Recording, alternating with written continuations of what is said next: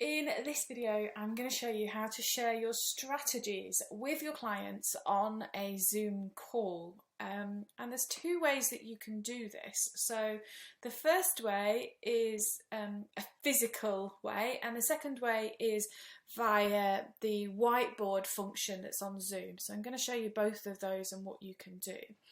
So this is my Zoom app. That's here. So I'm going to launch a meeting, just a new meeting, and let's turn my, let's not do via video, let's stop recording and let's just switch the video off so you don't get two pictures of me. Okay, so the first way that you can do this is by actually doing something physical. Now some people have, like I do here in my studio office, I have cupboards that I use for flip chart. So obviously if I was doing this with a client, I would you know, move the camera and everything so it was actually pointing at the flip chart. Now I've seen people do this with, if you've got a wall at the back of you and you put up a piece of paper, or if you I've seen some people that turn their kind of cupboard doors into use blackboard paint and things like that. The challenge with this on Zoom is when you write on your said piece of paper, it's going to look back to front for the actual person. So if I write strategy,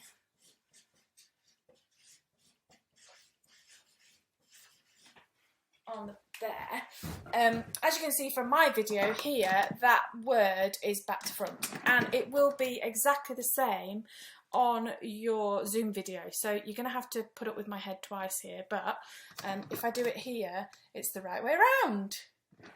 And the reason it's the right way around on my Zoom is because I have flipped my video. So I'll show you how to do that. Up here in your Zoom, in your little shield, you have a settings option. So we need to go into the settings of Zoom. In background and filters here, there is a little video, a little tick in here. So if I tick that, can you see it's back to front? But if I untick it, it flips my video and it's the right way around.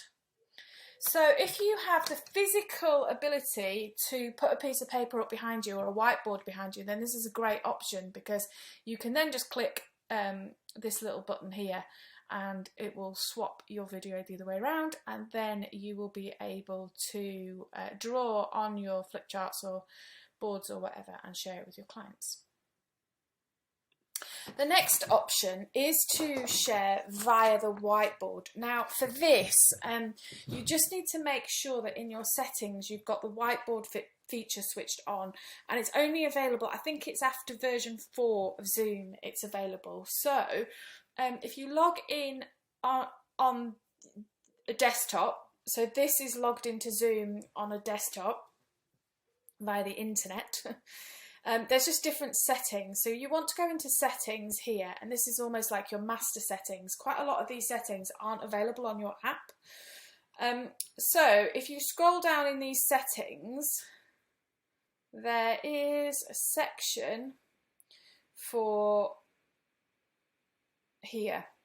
So whiteboard is switched on, and also you need annotation, which is like the ability to actually draw and write. So you need that switched on as well. So you need to just log into your main account via a website and just make sure that you've got those two things switched on. So in order to demonstrate the whiteboard, I need more than one person. So I'm just going to invite myself on a different screen, and I'm actually going to use my phone for this to show you how it works with a phone. So if I go into participants and invite, this is how you invite somebody, and at the bottom here, copy link, and then I'm actually going to Facebook message it to myself. So just bear with me a moment while I Facebook message myself that link. You can also do this via email, so if you want to invite people via email you could do this as well. Whenever I'm doing these Loom videos my internet goes a bit slow, so okay, so Facebook messaged myself the link, turn off things we don't need.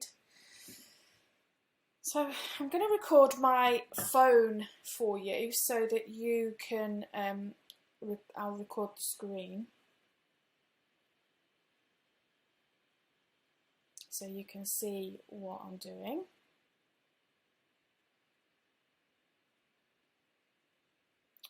Okay, so the first thing that I'm going to do is go into my messages and click that link to join. Now it's going to come up and say it's not supported via the browser, so I'm going to copy the link, and because that's on Facebook Messenger, I want to use Safari, so I'm going to click on Safari. I'm going to paste that link in and click go. The good things about these is because I'm recording it, you can pause the video and go back. So if I'm doing this too quickly, just pause it and go back and have a look. So I'm connecting now via my phone. So hi. I'm not going to connect by internet, and I'm just going to stop my video so again you don't get multiple images of me. So now I'm connected to the Zoom call via my phone, and via the laptop we've got 2 people. So imagine that I was running this session with a client. Obviously I've invited the client's here now. If you go into share screen at the bottom and click this, there's an option that says whiteboard, and if you click on that, it will bring up a whiteboard. Click share. So now I have a whiteboard, and it comes up on both devices. So it comes up on my client's screen as well. And from here I've got some options at the top and a pencil. So I can literally draw on here. So if I was going to talk to them about, you know, a metaphor or something, or I want them to draw what they feel their pain's like, for example, I could use this particular function. So I can literally draw, and I'm just going to write something. So you can draw on here, and as you can see, as I'm drawing it, it's coming up on my screen, so it'll come up on the client's screen. The client can also draw as well if you want them to. So if they click on their phone like I'm doing right now, click on the pencil at the bottom, they can also then write and join in. And again, you can see if I move my head that is coming up on both screens. Now it's up to you as the host whether you want people to be able to draw on it or not. So in here, if you click on more, you can disable annotation for others, which means that your clients wouldn't be able to draw on it. They'd only see what you're putting on here. And you can also have it so my little bar's in the way, but if I sort of scribbled something here, can you see it comes up with Zoe Thompson here? Well, that's because I've got the names of the annotators coming up. So if there was a few people and you were doing like a group session and you all wanted to contribute your ideas, you could use the whiteboard and you could have the names there so you can see who in the call has actually done which thing.